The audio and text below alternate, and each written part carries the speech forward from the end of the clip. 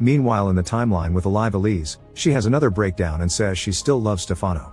Nemo doesn't believe her and hugs her, saying he loves her, causing Elise to apologize and say I love you in return.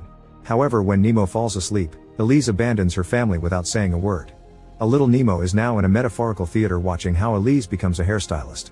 She comes across Stefano again, but she doesn't recognize him and he leaves without a proper reunion. Meanwhile in the timeline with the dead Elise, Nemo discovers someone else had the car accident instead of him. Since the victim is a friend from work, Nemo goes to the funeral and discovers the man's widow is Anna. He approaches her to offer his condolences, but nothing else happens. A few days later, he shows up at Anna's home and proposes they could share their experience over having lost a loved one, but Anna is scared by having a stranger coming onto her and turns him down. Suddenly Nemo sees himself dying in the drowning car, the bathtub, and the boy in the coma reaching an end as well.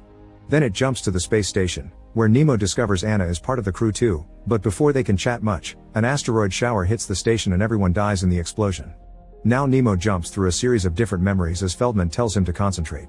Then he wakes up in the weird facility again, and when he goes outside, instead of being caught he sees a sign on a plane telling him to wake up. Nemo runs to his mother's house, but the woman there doesn't recognize him and has a different child, who jumps on Nemo to fight him when he tries to hug his mom. Suddenly the memory changes and Nemo is in a straitjacket while a younger Feldman puts him through a psychological test in the facility.